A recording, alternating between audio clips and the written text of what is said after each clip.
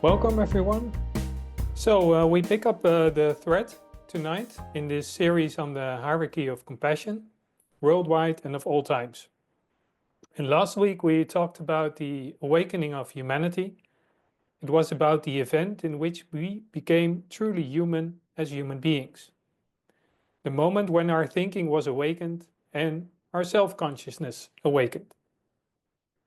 This happened through the descent or incarnation of the Manasaputras, or sons of mind, now 18 millions of years ago. And we have explained that there are myths around the world about this event, such as Prometheus stealing the fire from the gods, or that of the serpent tempting man to eat from the tree of knowledge of good and evil. A hugely defining moment in our evolution.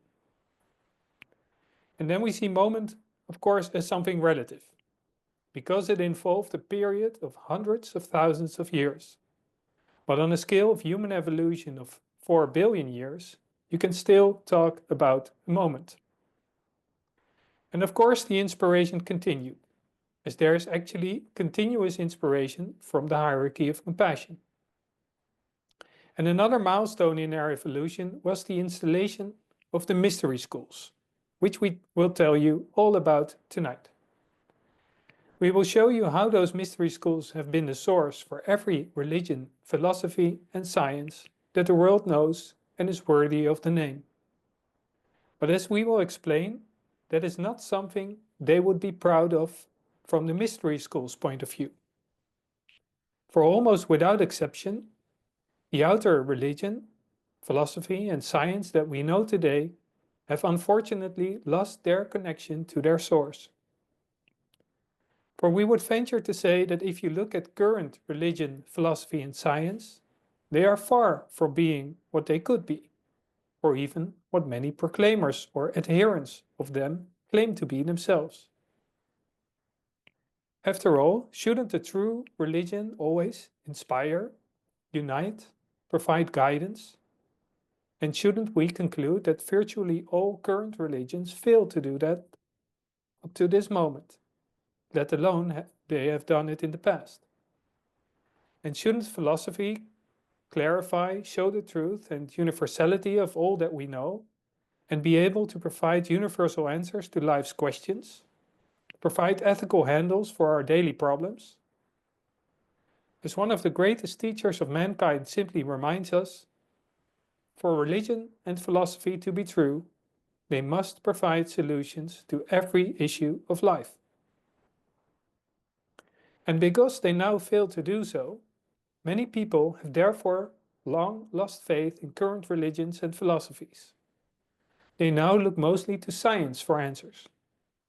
But science itself says it cannot provide those answers based on their research methods and data alone.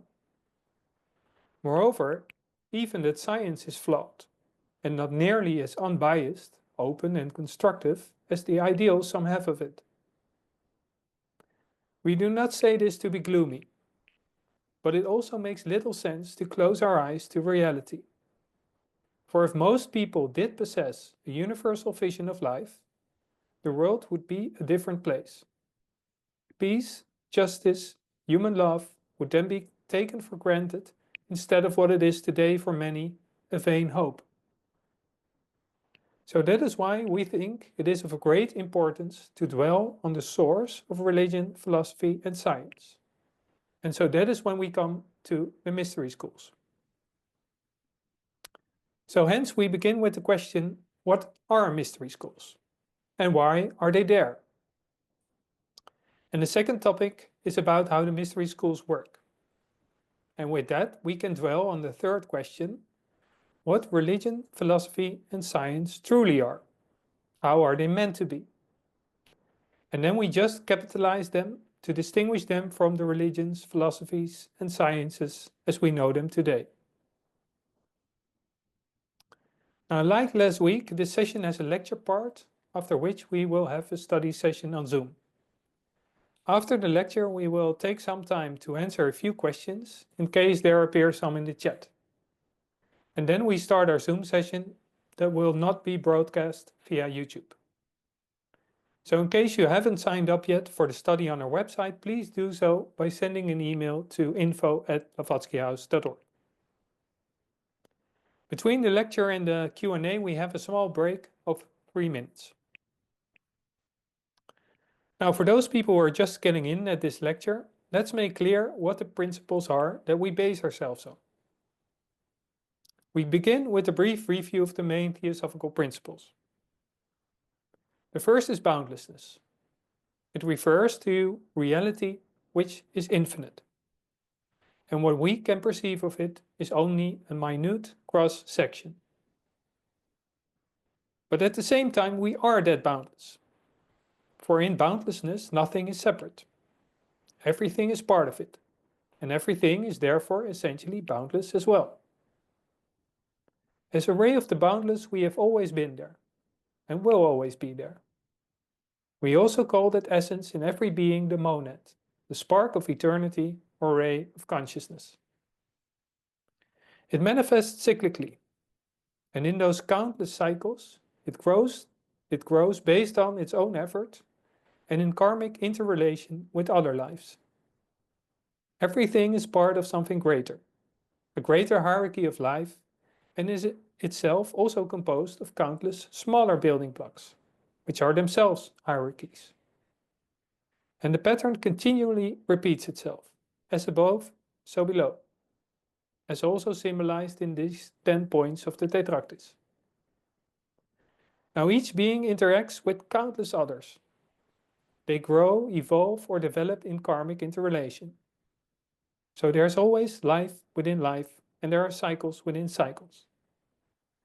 Now last week we dwelt on the descent or incarnation of higher beings, or manasaputras, as we also call them, that have awakened us humans, that made us incipiently self-conscious, and thus gave a boost to our evolution. Those manasaputras awakened the conscious and self-conscious thinking in us. Before then, our thinking was only, you could say, instinctive, like that of a child under the age of 7. The manasaputras awakened the intellect in us, the manas aspect of manas or thinking, and with that intellect we could already taste something of the higher 2 aspects of thinking as well, the insight or the idealism, intuition or comprehension, and the other, the sense of oneness or inspiration. We are at the very beginning of the real development of these 2 higher aspects. But we all have them latently within us, and will also be able to recognize them, though still vaguely. We will come back to these 7 aspects of thinking when we will talk about religion, philosophy, and science.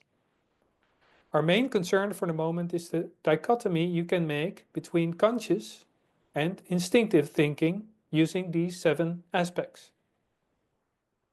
If we use only the 4 lower aspects, we are thinking only instinctively. But if we also use 1 or more of the higher 3 aspects, then we are increasingly thinking consciously.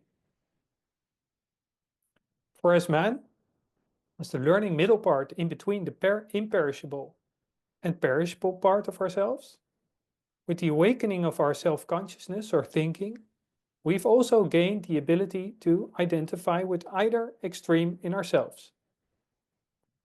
On the one hand, with the truly human, reincarnating part, who self-consciously cherishes selfless, universal, compassionate thoughts and ideals, or on the other hand, with the personal part in ourselves, that thinks itself separate from the whole, and thinks self-centered, limited and limiting thoughts, and is more instinctively guided by the lower desires and inclinations.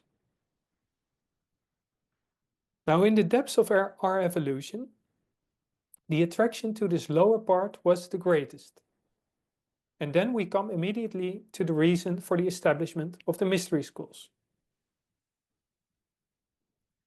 Because let us go through the early evolution of independent human thought in a nutshell. That began some 80 million years ago with the awakening by the Manasaputras. Beings of a higher realm of consciousness, And you can recognize this, for example, in the biblical statement about Enoch walking with God, or you could better say, with the gods. It was the period of the Golden Age. Man was, so to say, godlike. There was no evil yet. Then, slowly but surely, divine dynasties were instituted due to the deeper sinking of man into matter. A succession of divinely enlightened rulers, priest kings, and initiates, who, from their self-developed wisdom and compassion, directed the civilizations of the time. But as desire began to increasingly dominate human thinking, and therefore selfishness also increased, about 4 to 5 million years ago, the mystery school started. Something also referred to with Enoch saying that God took him away. This means that the Enochs, or Enochians, the seers with their knowledge and wisdom, stepped out of public view and retreated into secrecy. The wisdom of the gods, or Theosophia, was protected by seclusion. Wisdom from that time on was taught in its completeness only to those people who were found fit to be taught. They took a vow not to further spread the wisdom. They promised to use this wisdom only for selfless purposes. And as they showed through discipline that they could also make this wisdom a living reality in their lives, they could receive more wisdom. And thus different degrees of schooling emerged. Now this secrecy was there to prevent misuse of knowledge, but also to prevent wisdom from degenerating. If people received knowledge but were not yet able to understand it sufficiently, they might pass on things that were not said or intended at all. Furthermore, it also involved knowledge that was not without danger. The deeper teachings include the processes of life and death, and also the ability to maintain consciousness during these cyclical processes. And without proper guidance, this knowledge could be fatal.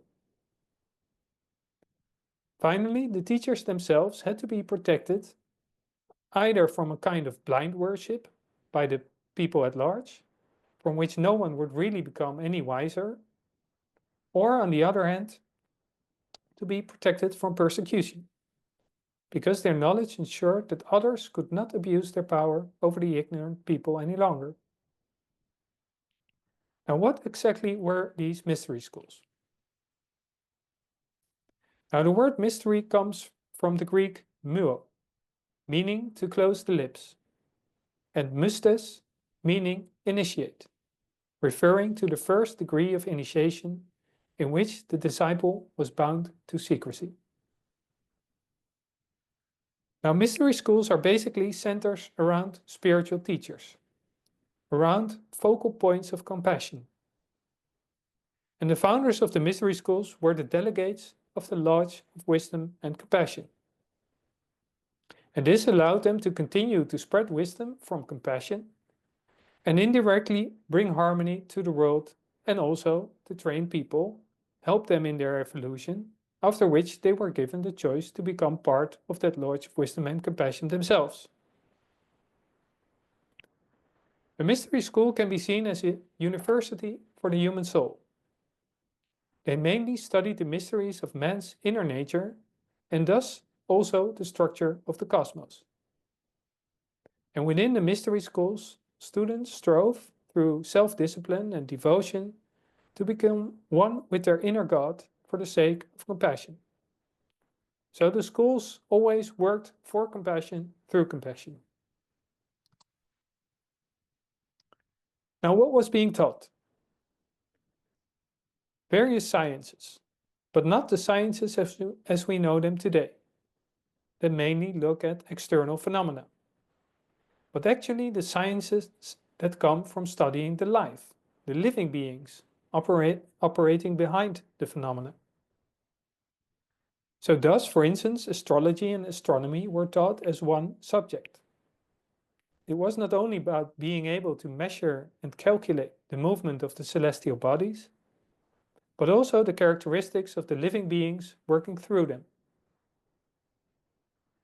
And let's say math was not only about arithmetic, but also about the right proportion of things, the harmony of the whole. But actually every science that we know today, like chemistry, meteorology, geology, zoology, botany, was already studied in the mystery schools. And the same applies to philosophy and religion. They studied the mysteries of the cosmos, the divine origin of man, as well as legislation, which was part of the teachings. But then the latter again as a copy of the universal laws and hierarchies in nature. Furthermore, language, arts, crafts, from architecture to agriculture, they all have their origin in the mystery schools. And in earlier times, when the body was still seen as something sacred, as a temple for the soul, the sacred workings of the human body were also taught, and how to properly maintain and utilize or possibly cure it. So medicine, hygiene, and even singing and dancing, among other things, were part of the teachings. In short, it was the instruction of the Theosophia in all its aspects, for the purpose to educate to become that wisdom. And those who could learn the truth about all things, and who from compassion wanted to be co-workers of the mystery schools themselves, they became initiates. For after the degrees in which knowledge was taught, this passed into the process of initiation or independent experience of the teachings. I will return to this in the third section. Now, even though historically we know little more about the mysteries because the exact teachings and processes were kept strictly secret, they have been known worldwide and in all times for a very long time. And this is particularly due to the so-called lesser mysteries. For in these lesser mysteries, what took place in the greater mysteries was actually made clear in a dramatic form, in a kind of theatrical performance, full of symbolism and with a moral foundation. The teachings about life were therein veiled, as well as the experiences the initiate had to go through in order to independently test the correctness of the teachings, as took place through initiation into the greater mysteries. Furthermore, recurring symbols and true fairy tales and myths are veiled mystery teachings that stimulate people's intuition that there is more, that there are explanations for the origin of man and cosmos, for the laws of nature, for ethics, for morality. Consider, for example, the myth of Prometheus or the Genesis story of the Garden of Eden, which we considered last week. So, among other things, through the lesser mysteries, we know about the greater mystery schools. And in addition, many mystery schools were active around great temples or sacred monuments. We will mention some well-known examples. Starting with Greece, of which the mysteries of Eleusis, Samothrace and Delphi are the most famous. But also Pythagoras and Plato and Asclepius had their own mystery schools in ancient Greece. But they also took place on the other side of the Atlantic, herewith one of the monuments in Mexico. And at a certain time of the day, in certain light, the illusion of a snake descending the pyramid is created on its staircase. Again, that universal symbolism of the snake as teacher of wisdom, which we also talked about last week. Then the pyramids of Giza in Egypt are also initiation monuments that were associated with the mystery school. So they were not so much tombs of a pharaoh, but tombs for the personality, the lower part of man who died at the initiation, where the higher part of the soul was born for the second time. There are still numerous mysteries surrounding this monument, to which you could devote an entire lecture. And these point to esoteric knowledge and abilities of the architects and builders of these monuments. Then some famous examples such as Stonehenge in England, and another similar monument we also find of the Druids at Karnak in France. Now in the tradition of the Druids you don't find any other buildings because they often had their meetings in caves and forests. As do these two cave temples, but then in India. On the left the cave temple of Karli with Buddhist teachings, and on the right the one at Elephanta, more with from the Hindu tradition. So sometimes these mysteries took place in the hidden, and sometimes on or near what were well-known temples or monuments. Now if you look at all these monuments, I think you can draw two conclusions. Firstly, that they are found worldwide and at every major religious or philosophical tradition. And secondly, that they mostly seem to be ruins, remnants of something that no longer seems to exist.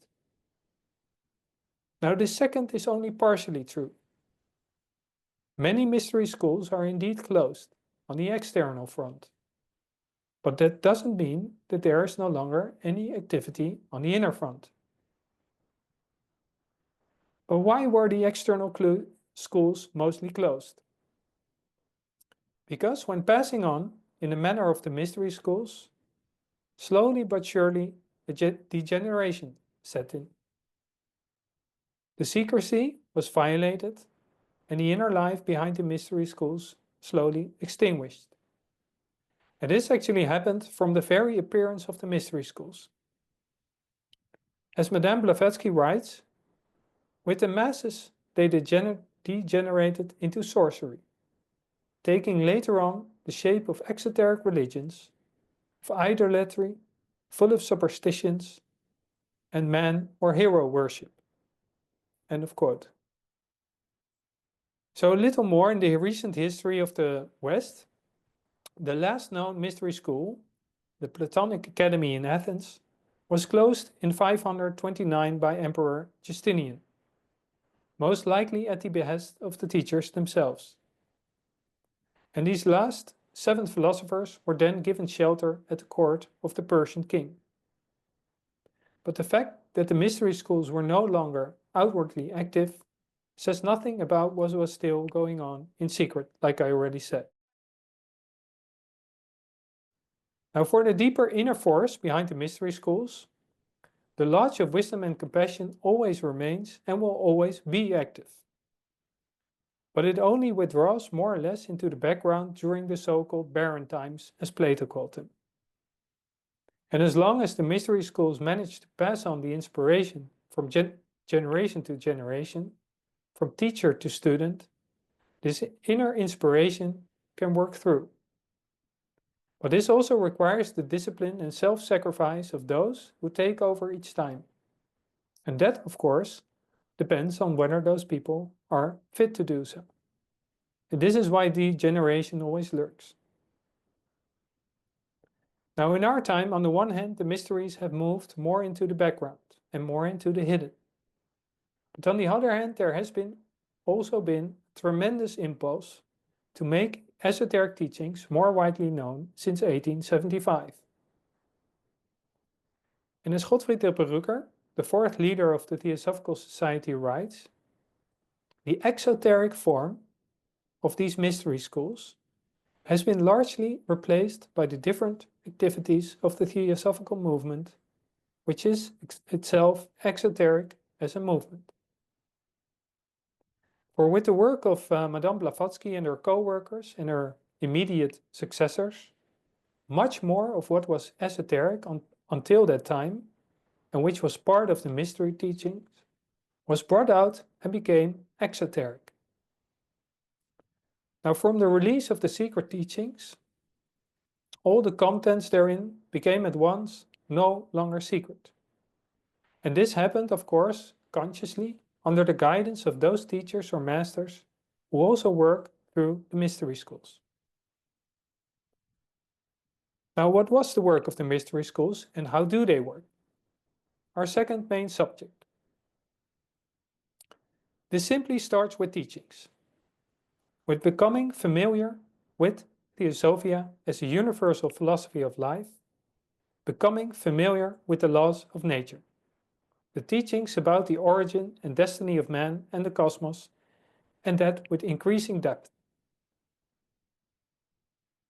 At the same time, it is about the development of discipline, by which is meant living the philosophy of life in practice, exercising it, and to first develop something in yourself, to awaken something in yourself, to make it a living power in yourself. And it is about the accelerated activation of the higher aspects of our thinking consciousness, and parallel the mastering of the lower aspects, so that we become complete masters of ourselves in all circumstances. Now, in the higher degrees of initiation, it is also about proving certain teachings based on individual experience. For real proof does not come from outside. Proof is conviction from within. And proof through anything from outside doesn't actually exist as long as you do not internalize it. Just as you don't really see through a magic trick until you can imitate it, at least in your mind. Now, likewise, loyalty is something that proves itself through life itself.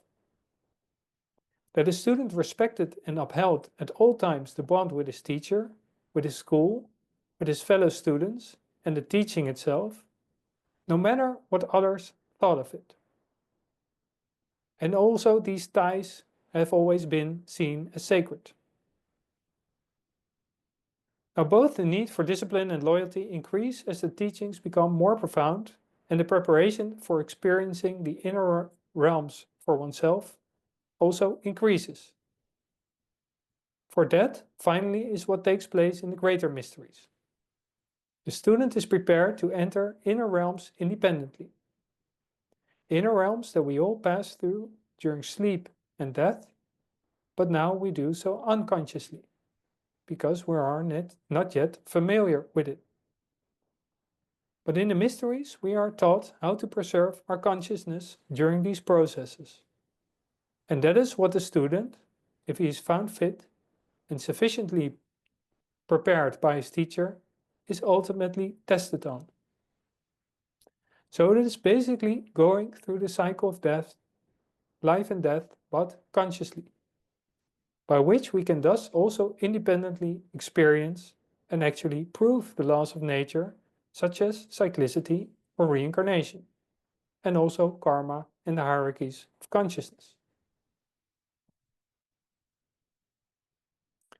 Thus, in addition to the self-conscious experience of the truth of the mystery teachings, an encounter with one's own inner divine nature also takes place during initiation. And in higher initiations, even a more or less identification with that inner nature to a greater or lesser degree. So one becomes, in a certain sense, partly a vehicle for one's own inner divinity. Something that in all kinds of religions is also represented in various myths and stories. And furthermore, trial is a part of initiations. The disciple also goes through areas that are sometimes lower or grosser than this earthly one, in terms of levels of consciousness, and thus must also prove that he can remain his higher self. Now, the purpose of all this is that the student thereby attains a certain mastery through which we can help humanity with the experiences he has gone through during initiation and the insights he has gained as a result. Now he himself can begin to act as a teacher and to inspire others. And in doing so, he also becomes a protector and custodian of these teachings and will pass them on only to those who are fit to do so.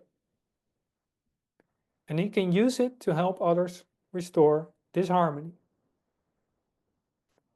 Now, what about the mystery schools nowadays? As told, since 1875, the Theosophical Society has offered the exoteric function of the mystery schools fold. The Theosophical Society is thus a portal to a mystery school. In an upcoming series, Johanna Vermeulen will also tell more about the esoteric section or Eastern School founded by the Masters through Madame Blavatsky in 1888, which clearly had the characteristics of a mystery school. Now, how can you recognize those characteristics? In the additional third part of the first lecture that I gave, which we later added to the recording and can be watched on YouTube, we mentioned the following characteristics, which I will now repeat a little more briefly while linking them to the mystery schools. First, for what purpose and how does the Lodge of Wisdom and Compassion, of which the mystery schools are a part, operate? Simply put, for compassion, through compassion. So this also means that members of the mystery schools will never ask for any payment for what they offer. They will always provide wisdom free of charge. And they work on the basis of universal brotherhood. That is, not just for individuals. And they always work together because compassion attracts compassion. And they also work according to the laws of nature, so in line with cyclicity and karma, for example. The more they understand these laws also means that they will take more responsibility for them and also adhere more and more strictly to a certain discipline. They will never impose. They will not dictate anything, but only work by inspiring, by protecting, by healing. And they accept volunteers only. And they set aside their own progress, but on the other hand are helped as long as they use the help they receive immediately for compassion again. Further, they work by unveiling, by revealing, by initiating, again only with those who have shown themselves suitable for this, who themselves live for and through compassion. And lastly, they focus as links for the cosmic hierarchy of compassion. So they will always refer to the eternal ancient wisdom or Theosophia and pass it on as purely as possible and point to beings even higher than them as the source of it. So in short, you can recognize with this whether a school or a teacher is in line with the Lodge of Wisdom and Compassion. And you can recognize the tree by its fruits. Now, what are the conditions for joining? Here we will list a few articles of the pledge for joining the esoteric section since Blavatsky founded it in 1888 to get an idea. Now, it's too far to go into this at length, but we show these to indicate what, among other things, was expected if someone wanted to join the esoteric section in line with what we have already brought. So, for example, the first article, I pledge myself to endeavor to make Theosophy a living power in my life. The fourth, I pledge myself to maintain a constant struggle against my lower nature and to be charitable to the weaknesses of others. And the fifth, I pledge myself to do all in my power, by study and otherwise, to fit myself to help and teach others. So it is very clear that it always starts with ourselves, with the discipline to make the teachings a living power in our life. So it cannot be summarized more succinctly than these words from one of the masters: live the life, and ye shall know the doctrine, because knowledge will come to you naturally. Now with this we have briefly told you how the mystery schools work. Now you may notice that throughout this part on how these schools work, we have placed little emphasis on religion, philosophy and science. And this is because the three are not separated in the mystery teachings. They are completely one, because truth and wisdom is one. And it is that one wisdom that is taught in all its facets in the mystery schools. Now, what are the true religion, philosophy and science as seen from this perspective? Now here you see the title page of H.P. Blavatsky's Secret Doctrine, as published in 1888. Now you can already see that the secret doctrine, another word for Theosophia, is the synthesis of science, religion, and philosophy. Now, what is exactly meant by that word synthesis? The word refers to the whole being more than the sum of its parts. From the cohesion of these three, you will arrive at truth. Or actually, these three are different ways of expressing that one truth. And at the bottom, you also see the motto of the Theosophical Society that there is no religion higher than truth. Because, of course, there is only one truth. So if religion, philosophy, and science have any value in themselves, if they offer us certain truths, and no one will deny that, of course, then they must substantiate each other. They must be related or at least touch each other to confirm their own, what they each state, so to say. Now that they still contradict each other, as is so often the case, now confirms that they have lost connection with the source, with its infinite truth in all its aspects. And thus they have become degenerate, rigid, and dogmatic. But when we are talking about the outer religions, philosophy, and sciences as they are today, then what are they in their origin? Now let's start with religion. What is true religion? Now there's a double derivation of that word from the Latin, which already says a lot about its meaning. First, religion is derived from the Latin verb religare, which means to reconnect. So it means to reconnect to something we have been already connected to. So connection with the source from which everything originates, with the boundless reality, the one life. And so the first meaning of religion implies the recognition of this boundless reality, of that which is imperishable, which is eternal, omnipresent, but which cannot be captured in words or human similitudes. But it's also the recognition of something within ourselves. You could say our innermost intuition that corresponds to it.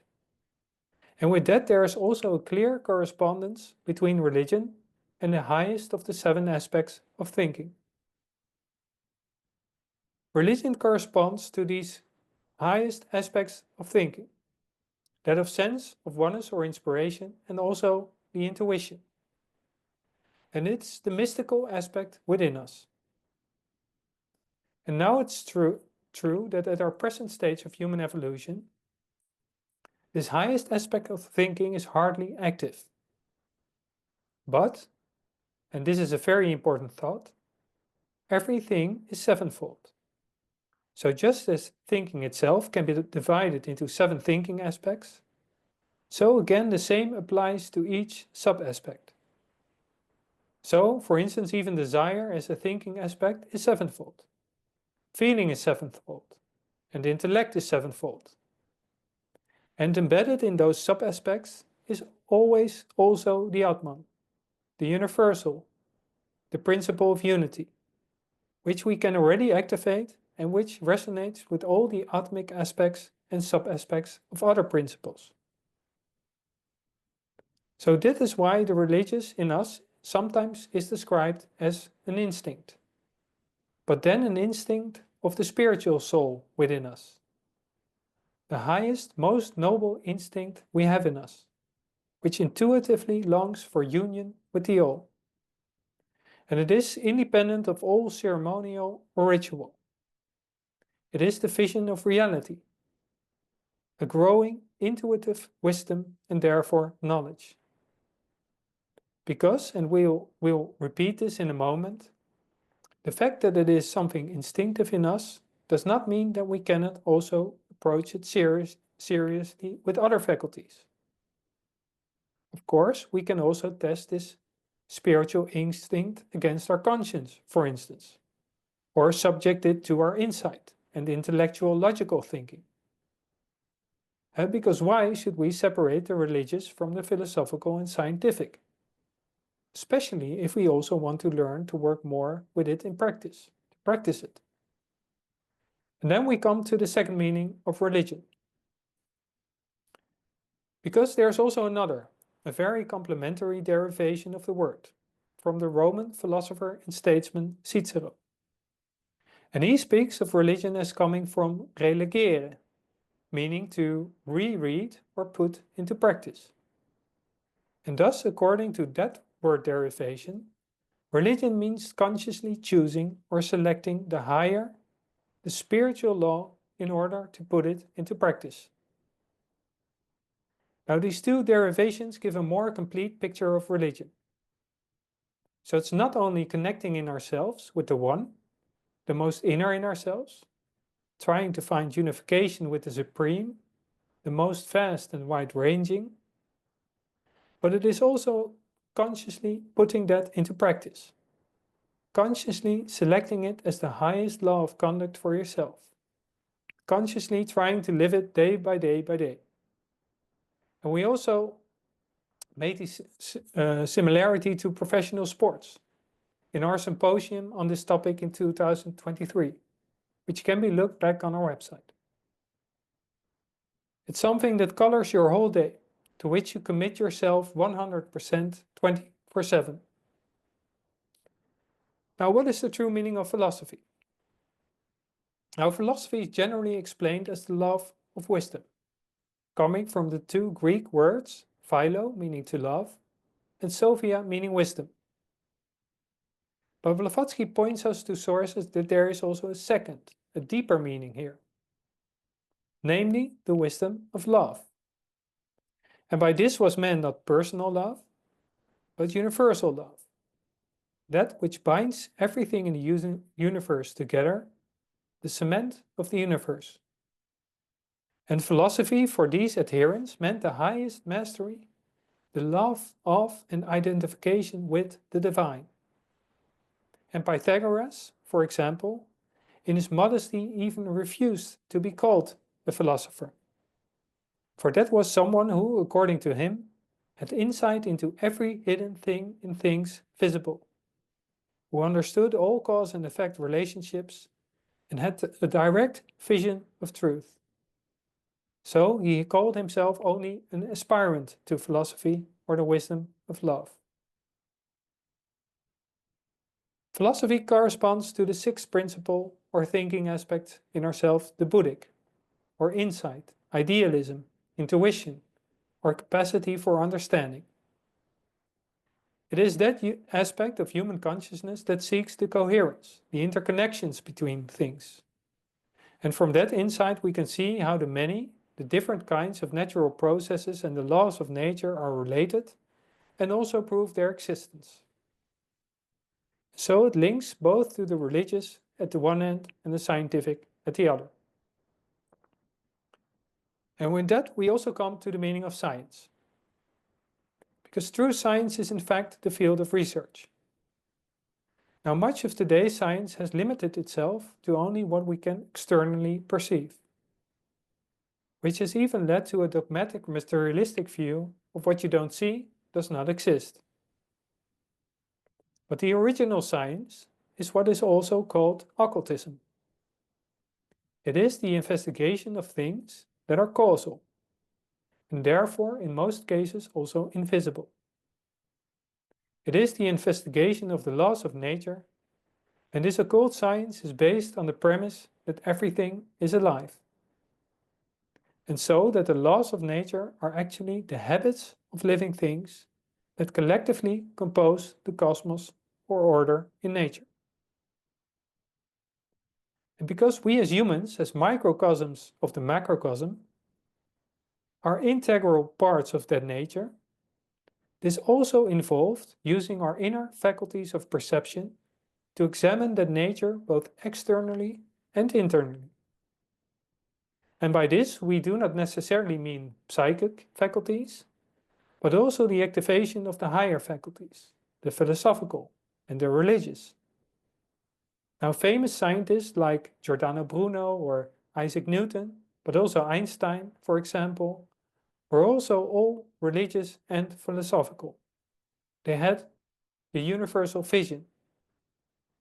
And they did not see religious and philosophical thinking as separate from what they were investigating, and from the theories that they built around the scientific observations and facts they observed. But true occultism is only taught under the guidance of a teacher who awakened the inner powers of perception in the student. Why was this so strictly only from teacher to student?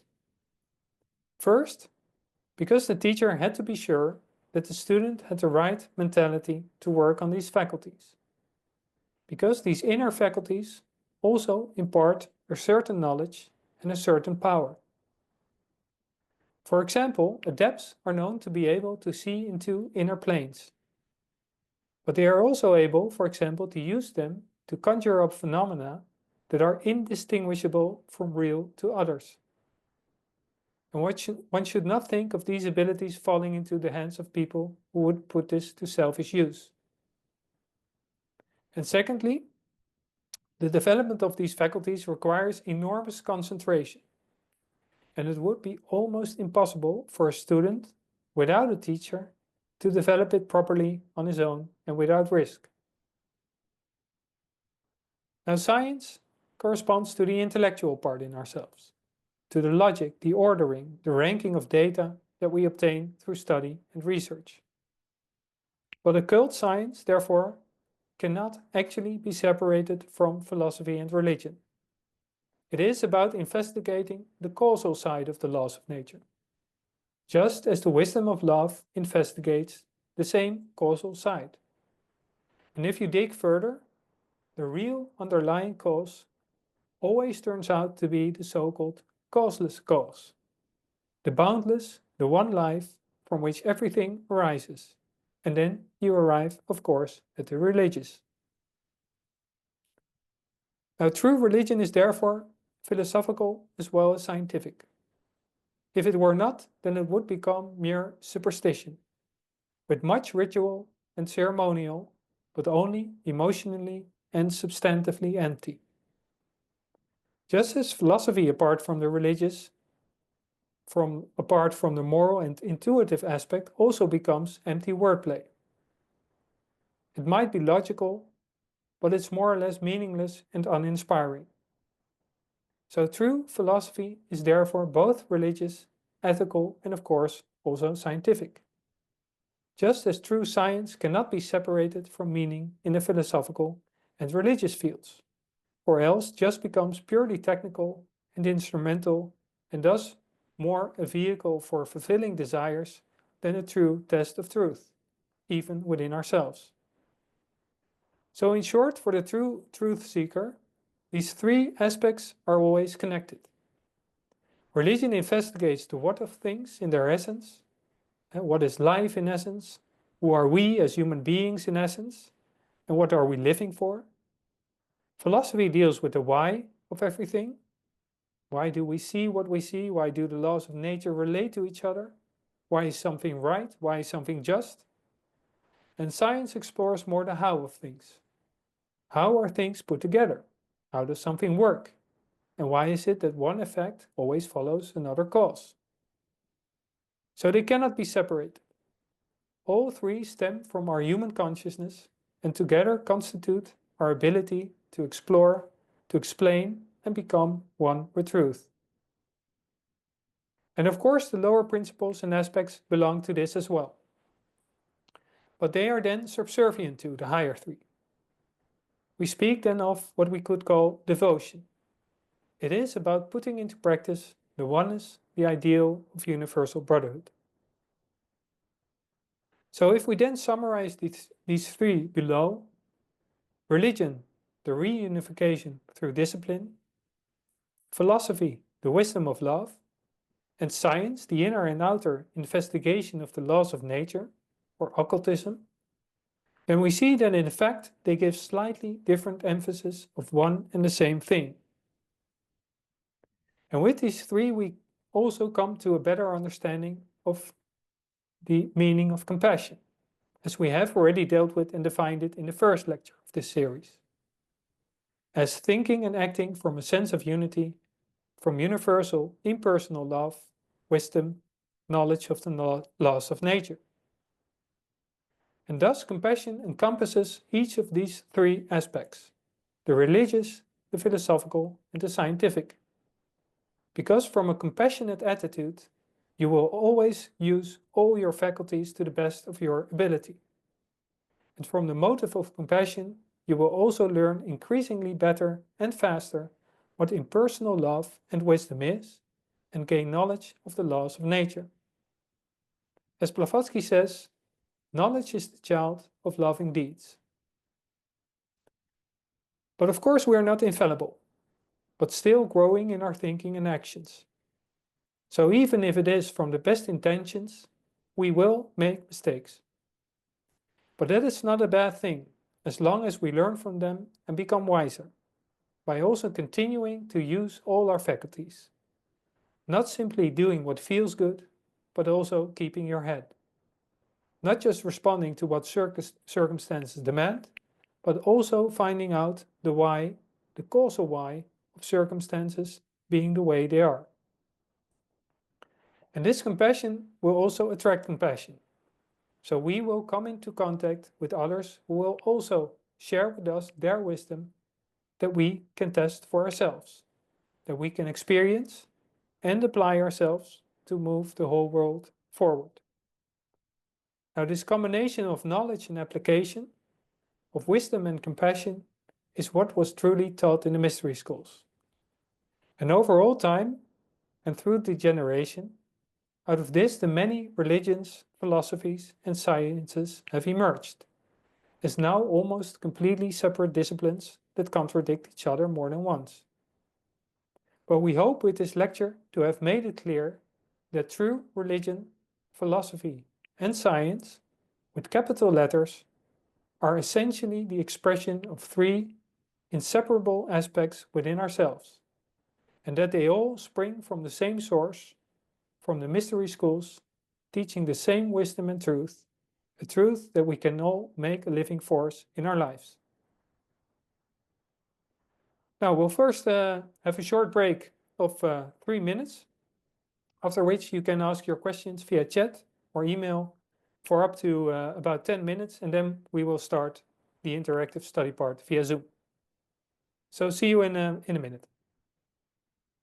Hi, Mariska. Have any questions appeared? There's just one question until now. Yep. You told us about the mystery school. That's a university for the soul, and that it has different rules than schools in the normal world, you could say. And that I think that as more people get more evolved, esoteric schools also change their courses because everybody knows more.